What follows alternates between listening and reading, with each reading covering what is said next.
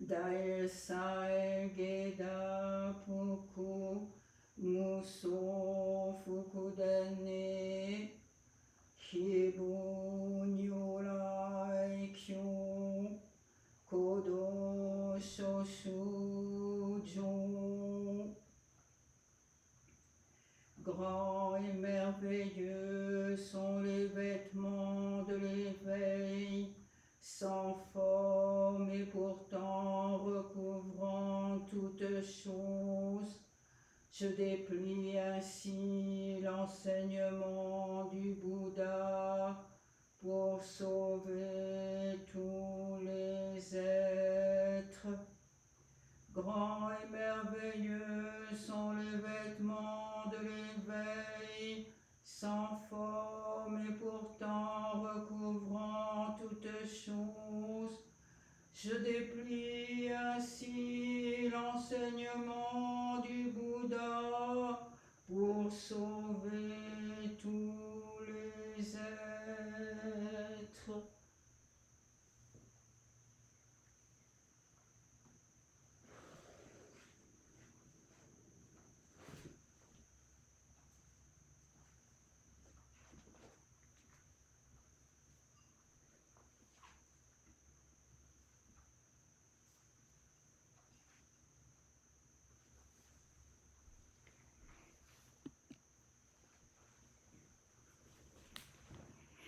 Bonjour.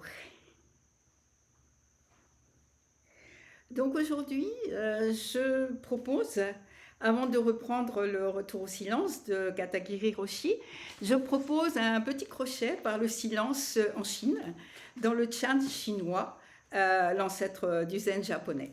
Et c'est le Chan chinois qui a le premier, mis en forme à travers une phrase très courte, l'ensemble, on peut dire, une grande partie des enseignements du Bouddha. Ce Chan dit « sans vide, pas de vie ».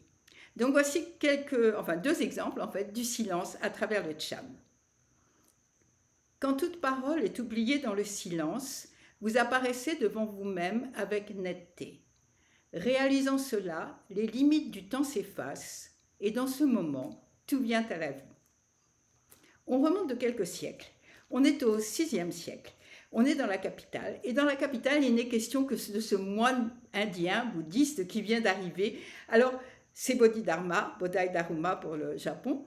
Et c'est intéressant si vous avez l'occasion de regarder des représentations faites. C'est vraiment un barbare. Il est assez gros, il a des taches sur la figure, il a des grands cheveux, il a de la barbe, enfin voilà. C'est vraiment un barbare et on ne parle que de lui à travers toute la capitale. Si bien que l'empereur l'accueille, il le reçoit, il lui pose une question. J'ai fait construire un grand nombre de temples, quels sont mes mérites? Ben oui, les mérites, parce que les mérites, c'est une notion centrale qui va rester. Alors, on peut le voir comme du donnant-donnant. Là, on a l'impression que c'est un petit peu ce que fait l'empereur. Mais en fait, les mérites, c'est comment est-ce que... Moi, je le comprends davantage sur comment est-ce que tout ça va changer ma propre vie. Et Bodhidharma répond, pas de mérite. Bon.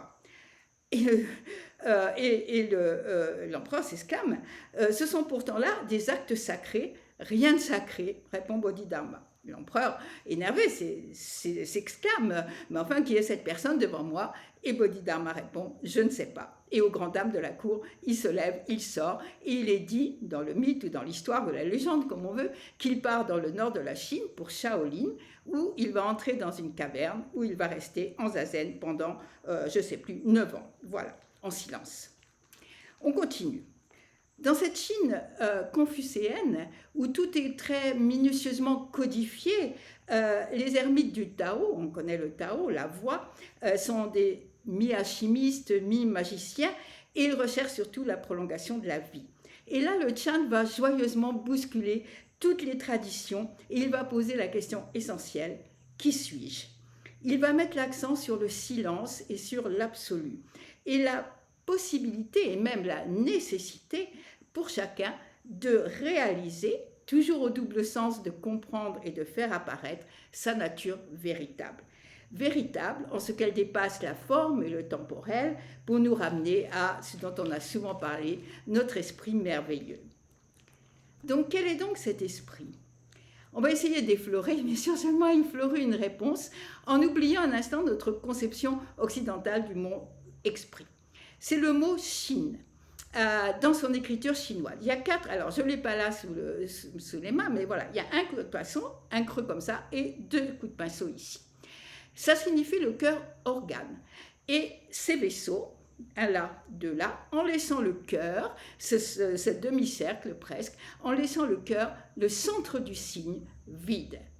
Chine, ça signifie indifféremment, et c'est là où c'est très différent de notre sens occidental, l'esprit, au sens de l'intellect, mais aussi le cœur, car le cœur est vu comme la source à la fois de l'intellect et des émotions. Il n'y a pas de cerveau qui prédomine, il n'y a pas de tête bien faite, mais le cœur qui ne produit rien, qui ne contient rien, c'est un organe vide, dont le vide même est la fonction essentielle, si je peux dire, pour garantir le passage du sang et de l'énergie, diront les Chinois. Sans vide, pas de vie.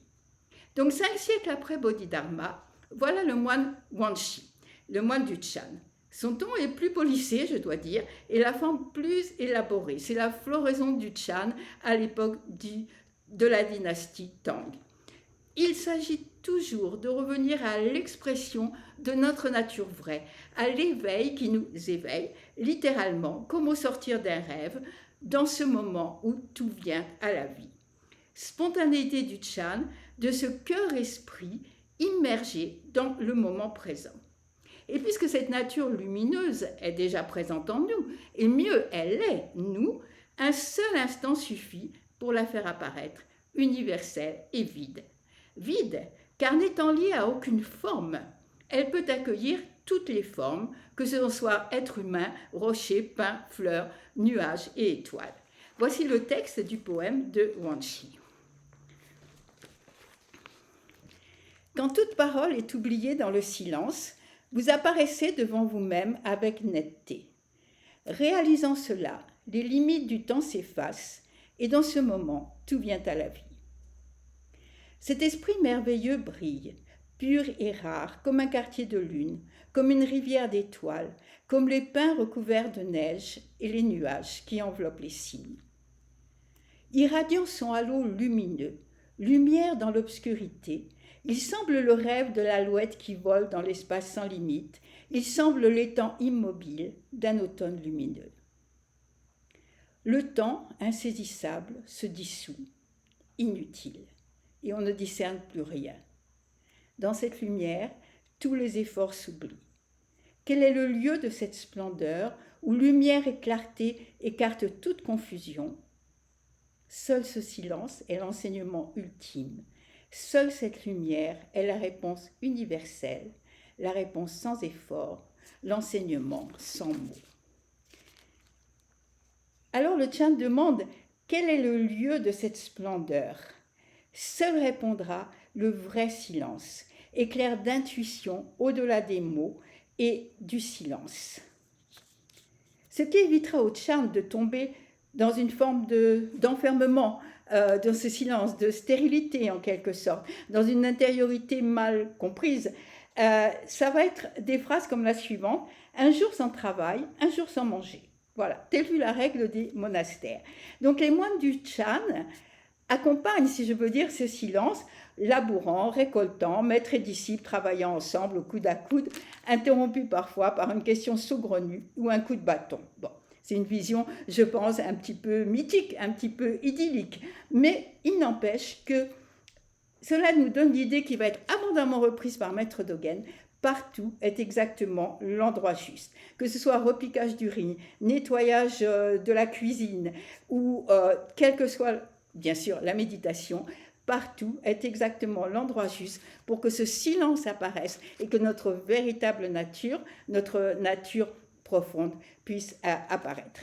Donc il y a une sorte d'équilibre juste entre activité et intériorité, illumination silencieuse ou portée par un grand rire. C'est la liberté absolue du Chan et sa vue pénétrante résonne encore lorsque nous arrêtons les bruits du monde et que corps et esprit entrent en harmonie. Alors nous pouvons nous aussi apparaître devant nous-mêmes avec netteté. Et nous voyons là, je pense, notre véritable beauté.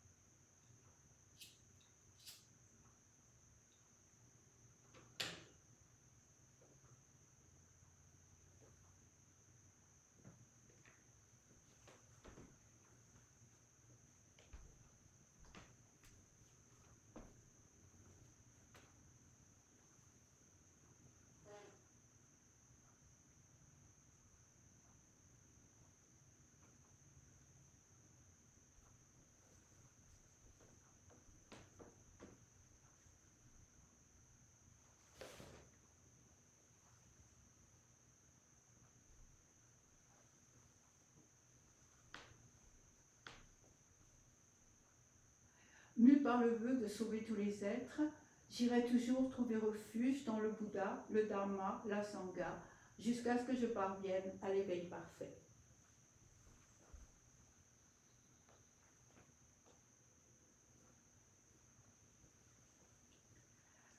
Mue par la sagesse et la compassion, aujourd'hui devant les Bouddhas, j'entre dans la voie qui mène à l'éveil parfait, afin d'aider tous les êtres sensibles.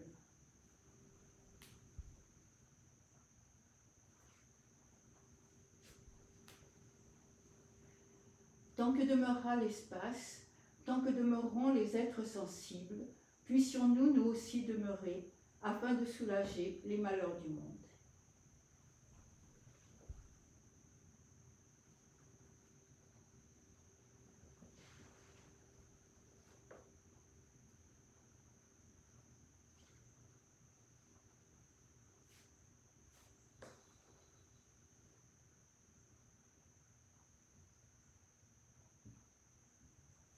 Puis nous nous tournons vers les patriarches, les matriarches, tous les êtres qui nous ont aidés à avancer dans ce silence vers notre nature véritable.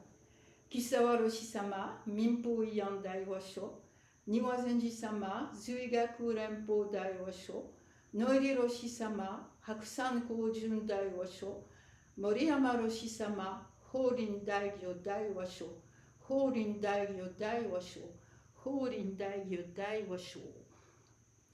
Et puis, vers le Bodhisattva Jizo, on termine toujours vers le Bodhisattva Jizo qui nous attend à l'extérieur pour nous guider sur la voie de la nature de Bouddha, de notre nature véritable. Om Kaka Kabisanma Usowaka, Om Makakeraya Sowaka, Jizo-sama, Ohayo gozaimasu. À tous, une très bonne semaine dans la joie de ce silence profond, accompagné par les papas, comme Bodhisattva, comme Bodhidharma, et accompagné bien sûr par Wanshi et par tous nos maîtres. Merci.